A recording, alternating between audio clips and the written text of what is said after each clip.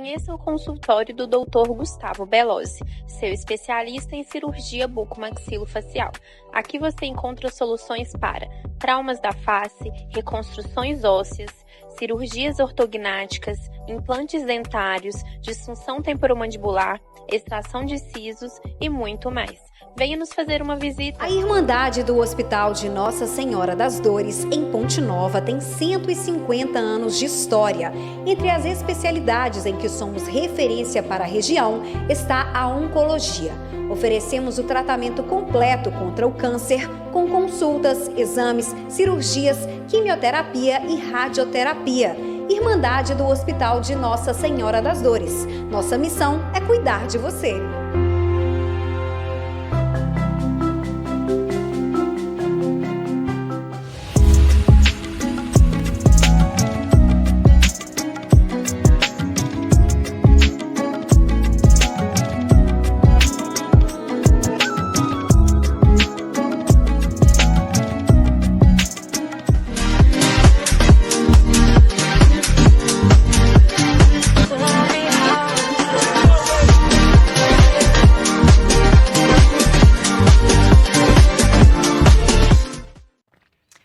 Oi, gente, boa noite. Estamos aqui mais uma vez nesse programa, o Pod da Brenda, entrevistando grandes colegas da psicologia. Agora, em agosto, é o Dia do Psicólogo, no dia 27 de agosto. E como eu estou no comando aqui deste programa, estou trazendo colegas para que a gente possa discutir sobre temáticas interessantes para a vida de todos nós, tá?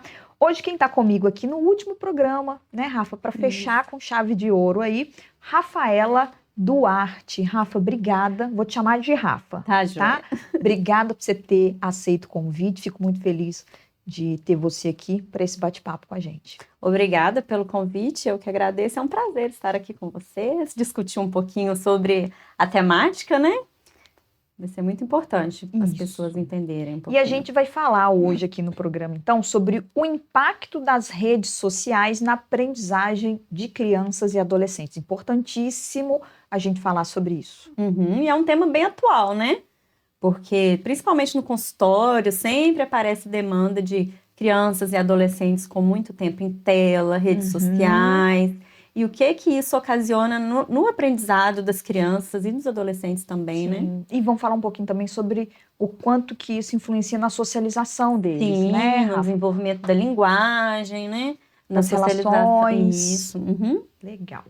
Bom, vamos começar falando que a gente está numa geração que eles falam que é uma geração alfa. Eu fui descobrir isso quando eu estava montando aqui, olhando realmente os temas, que já teve geração X, Y, Z, agora nós estamos numa geração alfa. Fugiu do alfabeto. Total, né? E que é uma geração que já nasceu com o celular, já nasceu com a tela, né? As crianças aprendem, inclusive, a mexer muito rápido no celular, impressionante, né? Bebês pequenininhos assim, elas já pedem, já sabem o que é o celular, e já conseguem mexer na maior facilidade. A gente se troca de uma marca de um celular para outro, a gente passa dias tentando entender onde está cada coisa. O que caracteriza essa geração, Rafa? Qual que é a principais características aí dessas crianças e desses adolescentes? A geração alfa, eu também não conhecia esse termo, fui conhecer estudando para cá, e ela é a primeira geração a nascer inteiramente no século XXI. Então, é uma geração que eles falam que ela já é uma geração inata às tecnologias, porque é uma geração que tem ali a internet conectada com ela o tempo todo, né? Então, elas crescem com essa tecnologia digital e com as redes sociais estão presentes em todos os momentos, em todos os lugares com ela. Então, as principais características dessa geração é essa exposição precoce às redes sociais, à tecnologia, porque desde cedo essa geração tem o contato com o smartphone, com o tablet, com o computador. Então, a criança nasce, a mãe está amamentando e está mexendo no celular, né? A criança nasce, a mãe pega o celular e vai te fazer um vídeo, vai tirar uma foto, a criança está brincando, o celular está perto. Então, o bebê tem essa curiosidade de pegar o celular e ver o que é isso, né? E eles também têm, é muito intuitivo, então já pega o celular, já mexe, já passa o dedinho. E as crianças, elas não precisam nem aprender a ler para poder acessar as redes, né? Hoje em dia, as que já falam, pegam o celular, já pedem para o celular pedem para o abrir. celular falando o que desejam, e então elas não precisam nem saber ler para ter acesso ao que elas gostariam. Verdade. E também, essa geração, elas têm preferências por conteúdos visuais, relacionados a vídeos, a fotos. Elas deixam os textões um pouco de lado. Os textões não chamam muita atenção dessa geração. Então, por isso que as plataformas como TikTok, YouTube, faz tanto sucesso para essa geração agora, devido aos conteúdos. Imagens, vídeos, fotos, né? Eles não têm muito interesse por textões. E eles também têm os aplicativos educacionais e os jogos de aprendizagem, que também é uma parte legal disso tudo, que eles utilizam bastante para adquirir novos conhecimentos, para aprender novas coisas. E tem algo também que está muito em alta agora, que são os influenciadores digitais, né? E o que acontece? Eles têm um grande impacto sobre as crianças e os adolescentes, porque estão no TikTok, Instagram, YouTube, e as crianças têm acesso a essas plataformas, e eles pegam esses influenciadores como ídolos e como também uma forma de se olhar ali, né? Então, eles se inspiram e isso acaba moldando as opiniões e os interesses também desses jovens. E muitas vezes, tanto as crianças quanto os adolescentes não são só espectadores, né? Alguns deles são também criadores de conteúdos digitais e acabam ali participando das trends, dos desafios, gravam vídeos, postam na internet, compartilham ali as suas experiências nas redes também. Então, é uma geração que realmente vive nas redes. É uma geração que está sempre online. Está sempre online. Está sempre conectada. Então, essa é a geração alfa. Então, e que não é só um espectador que você colocou. Eles também participam aí da vida nas redes. Eles não estão lá só para consumir, eles estão lá produzindo também, nem que seja por aprendizado, por entretenimento, mas estão ali, querem participar de alguma forma, ver um vídeo no TikTok, quer fazer também, quer reproduzir.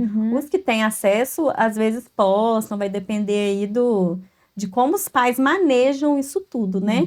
Mas os adolescentes, principalmente, que têm mais autonomia nessas redes, estão aí também postando os seus conteúdos. Joia! E em termos de aprendizagem e socialização, Rafa, como é que essa vivência das redes impacta a aprendizagem das crianças, a socialização, né? Porque a gente estava conversando aqui antes que você falou de muitas queixas de uso excessivo de tela. Sim. Né? Como é que isso impacta a vida? Sim, as redes sociais, as telas, quando utilizadas de maneira responsável, de maneira adequada, supervisionada, ela traz bons benefícios para a aprendizagem dos jovens, das crianças. Você disse aí, inclusive, de aplicativos, né? Sim, tem aplicativos educacionais, o que ajuda muito a adquirir novos conhecimentos, trazem outros benefícios também, quando se diz há uma vasta quantidade de informações que o jovem tem ali quando ele acessa as redes sociais, tem o YouTube, que tem conteúdos bacanas, tem o Instagram também, que atualmente tem conteúdos muito legais, que as pessoas trazem conteúdos que são relevantes, né? E acaba que esses conteúdos são didáticos. E os adolescentes gostam disso, gostam dessa dinâmica mais didática, as crianças dessa dinâmica mais lúdica, né? Então, esse é um ponto favorável das redes sociais. Também a aprendizagem colaborativa, porque aí permite que os estudantes aprendam em grupo. Porque aí eles podem fazer grupos em plataformas que permitem, né? Tipo WhatsApp, pode fazer grupos. e ali aprender, compartilhar materiais, conteúdos e discutir questões relacionadas àquele tema, à escola, né? Vai fazer um trabalho, tem o Google também que você pode ir fazendo um trabalho em conjunto e construir um trabalho bacana. E também as redes sociais mantêm os jovens muito informados, né? Com os eventos atuais, com temas importantes, que antes a gente não tinha tanto acesso. Sim, demorava pra gente saber o que estava acontecendo. Agora você pega ali o seu celular, na mesma hora você já fica sabendo o que está acontecendo no mundo inteiro. Então, este é um ponto muito positivo, porque acaba que os jovens têm acesso a esses eventos atuais, a temas relevantes e promovem uma consciência social, uma consciência política, né? E eles podem participar de grupos, eles debatem, eles discutem. E isso ajuda no desenvolvimento crítico social do jovem, do adolescente. Então, são pontos positivos. Mas é importante a gente olhar também que, embora tenha esses pontos positivos, em meio ao online também tem questões que são mais perigosas, que são desafiadoras, que a gente tem que estar atentas, né? Então, por exemplo, o uso excessivo de telas e das redes sociais é um causador de problemas, né? Porque pode diminuir a capacidade de concentração, de foco, principalmente do adolescente que está em fase escolar e da criança que acaba que é algo muito pronto. Então, inibe a criatividade da criança total, que ela está ali assistindo o desenho, tá pronto. Ela tem que pensar em quê? Tem desenhos educacionais que são legais para as crianças, mas tem outros que é muito estímulo. Cor muito forte, muito som, muita imagem. E a criança fica ali meio que hipnotizada diante daquilo. Mais ou menos sentada ali, né? Isso, no conversa, aí tem criança que come na frente da televisão, aí nem sabe o que está comendo. Então, essas são questões negativas para o uso da tela, em excesso das redes sociais, né? E a gente percebe uma dificuldade muito grande também de leitura. Você acha que isso pode influenciar também? Igual você estava falando assim, as coisas já vêm muito prontas. Então, se eu precisar fazer uma pesquisa para um trabalho de escola, por exemplo, não tenho nenhum trabalho, por exemplo, de ir na biblioteca pegar um livro, eu vou lá, digito no Google, né, ChatGPT, e aí ele me dá tudo. Você acha que isso também, as telas têm provocado isso, um desinteresse por leitura, vamos dizer assim, um vocabulário mais restrito? Você percebe isso? Sim, e também não só nos adolescentes que tem essa questão de, às vezes, nem ler, né? Dá um copia e cola ali e nem tem interesse em pesquisar, em ler aquilo. E também o site GPT agora traz essa facilidade, só que eu acho que sabendo usar também você precisa ler para você poder entender aquilo ali. Só que vem muito fácil. E vindo muito fácil acaba prejudicando o interesse pela leitura mesmo, em buscar coisas novas, em ler, aprofundar no assunto. Isso, e também acaba atrapalhando o adolescente a construir uma linguagem mais elaborada, né? Porque fica muito ali no superficial, mais no raso, por ter essas informações muito fáceis agora. E em relação à criança, o desenvolvimento da linguagem dela pode dar uma atrasada, porque ela não está interagindo, não está conversando, ela está muito tempo focada ali na tela, né? Então, atrapalha, sim, o desenvolvimento da linguagem da criança e eu acredito que dá um desinteresse aí nos adolescentes. Sim. A encontrar, a ler mais, né? A se aprofundar mesmo naquele. Não só responder a pergunta ali do teste, do trabalho, mas realmente entender o que está fazendo. De onde que aquilo veio. Isso, eu pego uma resenha, pego um resumo e leio aquilo ali. Né? Não aprofundo no livro todo, no conceito. Sim. E em relação à socialização, como é que as redes impactam? A socialização das crianças e dos adolescentes ali, quando está relacionado às redes sociais, pode trazer uns impactos negativos no sentido de que o face a face, né? Que os adolescentes, principalmente, eles ficam muito no online, fica muito ali nas redes e diálogo com o outro presencialmente fica restrito. Às vezes está todo mundo junto, mas cada um no seu celular. Sim. Né? Eu tô conversando um do lado do outro. por mensagem, conversando pelo WhatsApp com outras pessoas, sendo que tá Eles perto. estão jogando o mesmo jogo, cada um no seu celular. Isso, eu acho que traz impactos negativos nesse sentido, no sentido de não conseguir interagir com o outro presencialmente mais, né? Parece que fica difícil a comunicação. Às vezes eu até falo assim, vamos pôr uma caixinha do celular para poder conversar, né? Se eu sair com meus amigos, é para me conversar com meus amigos. Sim, vamos colocar ele lá guardado e vamos socializar aqui. Sim, mas por outro lado também tem um ponto positivo que eu consigo conversar com outras pessoas que estão longe de mim, outras cidades, outros países, consigo ver familiares que eu não consigo ter perto. Então, eu acho que tudo tem seu ponto negativo e positivo. O problema é encontrar aí o meio, né? Até que ponto que a gente deve ficar focado ali só no online e deixar as relações presenciais de lado, né? E outro ponto também que é prejudicial é a procrastinação. Ah, procrastinação. É importantíssimo falar sobre isso. Sim. Uma grande queixa. Porque a gente passa muito tempo nas redes. Então você fica, vou pegar meu celular, vou ver meu Instagram, você tá rolando o feed ali, já passou 2 horas. Então depois eu faço. Então o que acontece? O adolescente fica muito tempo nas redes e deixa de lado suas responsabilidades escolares, né? As outras coisas que ele precisa fazer. Isso acaba diminuindo um pouco o rendimento escolar, até o aprofundamento dos conteúdos, né? Porque depois ele pega alguma coisa ali na internet, eu vou estudar aqui por cima, igual a gente estava falando, né? Então, entrego de última hora e pronto. Isso, deixo para depois, amanhã eu faço e vou ficando ali no celular, na internet, jogando. Então, também é um ponto que eu acho que é importante falar. Há uma grande queixa relacionada à procrastinação. Muitas pessoas falando que entram realmente para procurar uma questão que eles estão pesquisando e aí abre uma outra aba, aí já não sabe mais por que entrou, o que eu vim fazer aqui e tipo assim, tá de noite. Não fez nada, passou o dia. Né, do que tinha que ter feito, de tarefas, de às vezes até autocuidado, não come, né, ali. Isso. Também acaba tendo baixa concentração, foco, aí depois aumenta a ansiedade, que precisa fazer um monte de coisa que ficou acumulada. Então é uma série de comportamentos que vão se repetindo sempre, né? Que vai gerando essa procrastinação. E outro ponto que eu acho importante a gente falar, que é o cyberbullying.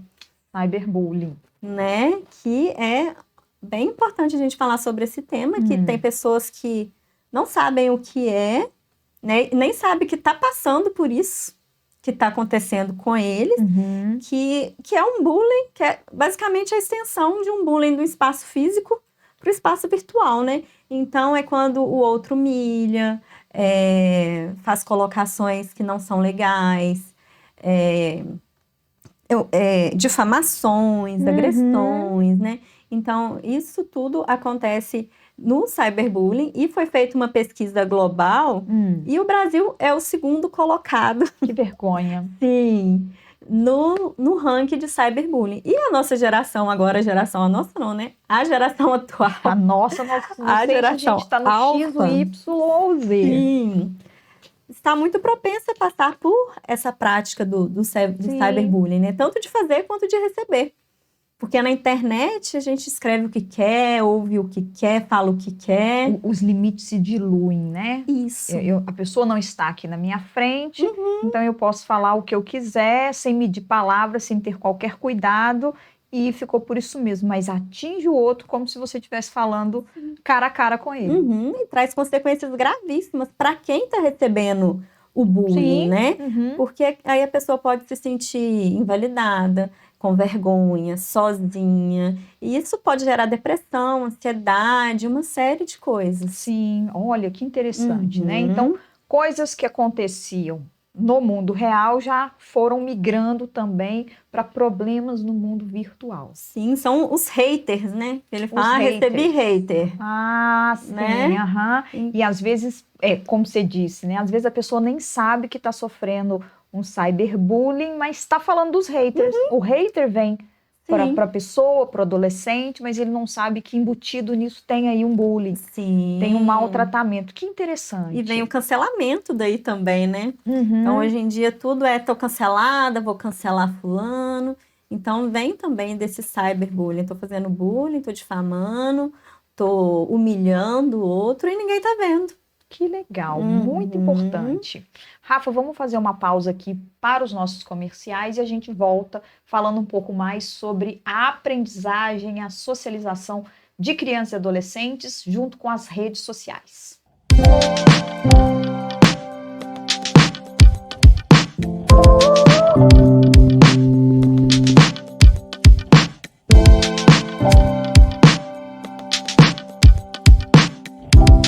Conheça o consultório do Dr. Gustavo Belosi, seu especialista em cirurgia bucomaxilofacial. Aqui você encontra soluções para traumas da face, reconstruções ósseas, cirurgias ortognáticas, implantes dentários, disfunção temporomandibular, extração de sisos e muito mais. Venha nos fazer uma visita. A Irmandade do Hospital de Nossa Senhora das Dores, em Ponte Nova, tem 150 anos de história. Entre as especialidades em que somos referência para a região está a oncologia. Oferecemos o tratamento completo contra o câncer, com consultas, exames, cirurgias, quimioterapia e radioterapia. Irmandade do Hospital de Nossa Senhora das Dores. Nossa missão é cuidar de você.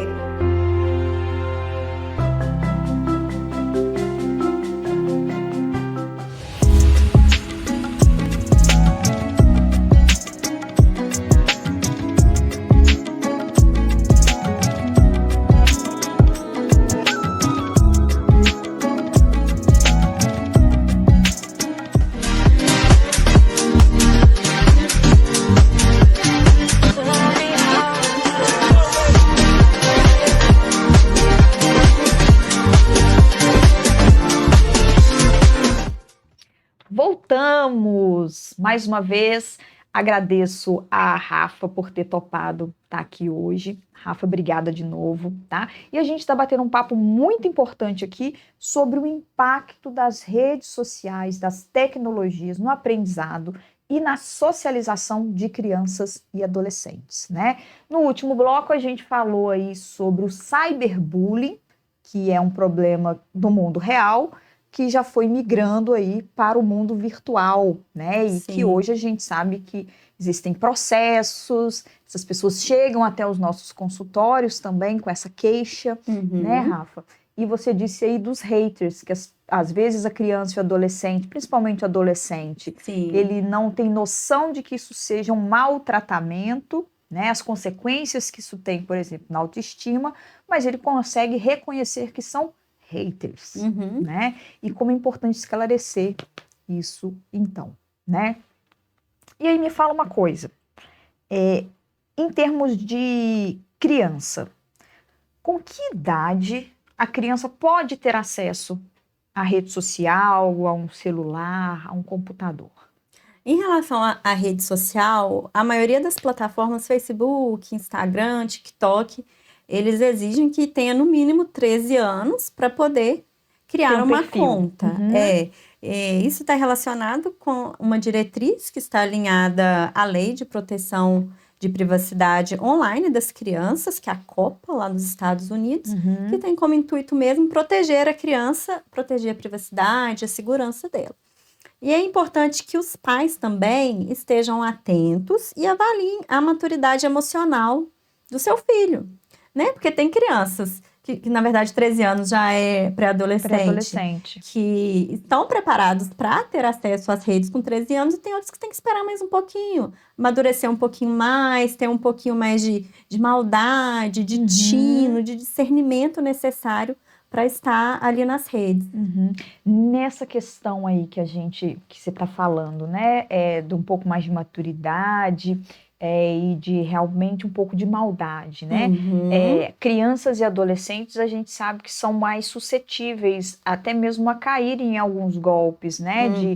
A gente sabe que existem redes de pedofilia, abusos sexuais também que usam as redes hoje. Sim. Né? Lembrei até de um filme aqui antigo que chama Confiar, que fala justamente dessa questão das redes. Estava começando a questão de computador e é uma adolescente, então, que cai nisso. É uma pessoa que falava que era um adolescente, mas não era uma adolescente, né? E envolveu a personagem aí nessa questão. Perigosíssimo isso também, Muito né, perigoso, sim. E aí também entra a questão de como os pais e os responsáveis devem agir, né? Quando for deixar que a criança tenha, que é o adolescente, na verdade, né, tenha acesso às redes sociais. Porque a criança eu não acho viável que uma criança pequena tenha um perfil na internet, Por mais né? que apareça lá administrado pela mãe. E tem esses aplicativos que ajudam muito os pais, né? Aplicativos parentais, que são ferramentas que ajudam os pais a terem mais controle, né? Do que a criança está assistindo ali. Tem uns que bloqueiam o conteúdo que a criança assiste. Mas mesmo assim, dependendo do que ela está vendo, igual o vídeo de TikTok, não são vídeos para criança ver, né? As trends, assim. Tem umas trends que são mais perigosas, que são desafios que criança pequena não tem condições de fazer aquilo ali, né? Não é algo que... Nem entende o que tem por trás daquilo, que consequências que Sim. pode haver. Isso. E os pré-adolescentes, os adolescentes já conseguem ter mais acesso. E eu acredito que aí os pais têm que entrar mesmo com orientação para os filhos, né? Ensinar sobre os riscos que eles estão suscetíveis ali no online e como se proteger disso tudo, né? Então, incluindo práticas de privacidade, em manter o perfil da criança ou do adolescente trancado, né? Não precisa deixar perfil aberto, não compartilhar informações pessoais. Então, acho que isso aí também é a orientação que a família deve dar. Incentivar os filhos a ter uma visão mais crítica do que eles veem ali na internet, porque chega muita coisa, né? Chega informações a todo momento, de tudo que é forma. Então, como incentivar a criança a ter uma visão crítica? Será que isso é verdade que eu tô lendo aqui? Vou pesquisar se é isso mesmo? Ou vou ficar jogando para frente, vou ficar passando informação falsa, né? Então, incentivar a criança a ter essa visão crítica vai ajudar ela a discernir entre as informações que são falsas e informações verdadeiras. Tipo um filtro mesmo. Filtrar as informações. Evitar conteúdos que são prejudiciais para elas e também o compartilhamento de informações falsas, né? E também tem essas ferramentas de controle parental que a gente estava conversando, que é para monitorar mesmo os limites, né? O tempo que o filho pode ficar ali nas telas, o que ele está acessando, o que vê. Então, tem alguns aplicativos que eu sei que... Agora eu não vou lembrar o nome, mas eu sei que tem. Alguns são até pagos para poder... Monitorar mesmo. Tá. E se atende crianças, né? Crianças e adolescentes. Os pais utilizam esses aplicativos? Os pais têm essa noção da supervisão, do quanto que isso é importante? O que você percebe? É uma das orientações que eu sempre faço, mas a maioria que chega já tem, principalmente dos adolescentes. Então, dos pré-adolescentes, né, que estão ali dos 10, 11, já 12 começam anos. com interesse, né, de ter um perfil. Isso, aí eles já têm esses aplicativos e o das crianças tem também, que aí bloqueia todos os outros aplicativos e deixa, por exemplo, o YouTube Kids. Sim. Para a criança poder assistir o desenho, conteúdo para a idade Netflix dela. com a parte infantil ali, né? Então, são plataformas que são bem interessantes. É um material legal para os pais já estão atentos a isso aí também. Sim. Importantíssimo isso, né, Rafa? E eu acho muito importante também os pais manterem uma comunicação aberta e honesta com os filhos, né? Sobre o que pode estar acontecendo, o que pode acontecer ali na internet com eles. Porque, igual a questão do cyberbullying que a gente estava conversando, né? Se tiver uma orientação antes, uma explicação do que é isso, se acontecer com um adolescente, ele vai saber o que está acontecendo, né? E logo ele já vai pedir a ajuda dos pais para poder lidar com aquilo antes que vire ali uma bola de neve, antes que fique um problema grande demais. Interessante, muito legal, tá? E Você disse aí de como que os pais eles podem ajudar nessa comunicação, nessa abertura mesmo de supervisão dos filhos. Você acha mais alguma dica que a gente possa dar aí para como os pais podem ajudar caso a criança, por exemplo, sofra um cyberbullying, caso ela se equivoque em alguma questão, né, e seja reprimida ou ressachada nas redes. Tô até me lembrando aqui, o meu sobrinho passou por uma situação em que ele estava usando um nome, né, aqueles apelidos, né, e o apelido tinha um duplo sentido, né, e todo o grupo que estava ali, e principalmente as mães que estavam monitorando, começaram a achar aquele apelido muito de duplo sentido e coisa e tal, mas ele colocou com a maior inocência. Mas isso gerou um furdunço entre os pais, por exemplo, e entre os colegas também, né? O que os pais devem fazer numa situação como essa, por exemplo? Para ajudar o filho? Eu acho que é importante, primeiro, estar sempre atento em como anda a autoestima do seu filho, né? Em como que ele está se cuidando, como que está essa autoestima, e como que está a comunicação com o filho ali. Porque se é uma comunicação aberta, se está com uma autoestima boa, esse impacto vai chegar mais fraco, né? Agora, se a criança já está ali, uma criança, vamos dizer, o adolescente mais alienado às redes, né? Se comparando muito com outros perfis, que é o que acontece também, principalmente na adolescência, com essa exposição. Então, todo mundo compara com todo mundo, que eu só posto a parte boa, a parte perfeita. Então, isso acaba diminuindo um pouco a autoestima. E quando vem um ataque, opa, é isso mesmo, né? Já reafirma esse pensamento dessa baixa estima. Isso, então acho que é importante trabalhar a autoestima da criança, seus valores, né? E tá sempre ali mantendo um diálogo para a criança, para o adolescente poder conversar com você sobre isso e procurar uma ajuda. Se não conseguir ajudar ali, procurar uma ajuda de um profissional, de um psicólogo, para conversar também com o adolescente, né? Então, acho que é importante analisar, principalmente a autoestima, o que ele está acreditando sobre ele mesmo, como que está ali o contato com outras pessoas. Entendi. Importantíssimo isso, né? E me conta um pouco, você está com um consultório lindo, maravilhoso. O consultório da Rafa é maravilhoso, gente. Vocês têm que ir lá, dá vontade de você ficar lá naquele consultório para sempre. Ela tem todos os bonequinhos do Divertidamente, que faz a gente querer ficar mais lá. E Rafa, me conta um pouco, o que tem chegado para você na sua prática clínica? O que você tem percebido aí das crianças e dos adolescentes dentro do consultório do psicólogo? Em relação a demandas, o que tem mais acontecido? Tem demandas escolares que chegam também? Sim, tem muita demanda de ansiedade, tá chegando bastante. Já nas crianças? Já nos pequenininhos, né? Então, a gente vê que aí também o uso excessivo de telas está muito relacionado, porque sempre que a gente conversa com os pais, como que tá o uso de tela? Então, tá um pouco extenso, né? Não tá correndo, gastando energia. Não tá, mas às vezes gasta energia na escola, mas mesmo assim fica um tempo bom em tela. Fica 2, 3 horas por dia em frente à televisão, com o celular, no tablet. Então, isso acaba gerando um pouco de ansiedade ali, né? Porque quer mexer o tempo todo mesmo. Sim. Né? E a própria rapidez das informações agita a gente, né? Sim, vicia mesmo. Você quer mexer cada vez mais. E a criança, ela tem dificuldade em encerrar. Não querem. Então, tem muitos casos que chegam para mim de criança que tá batendo, tá agressiva, tá ansiosa, principalmente quando precisa desligar a tela. Porque aí não quer desligar, aí o que faz, né? Aí chora, pega birra, bate. Aí tem questões que vão além daí, que vão para a escola, porque fica ansioso lá.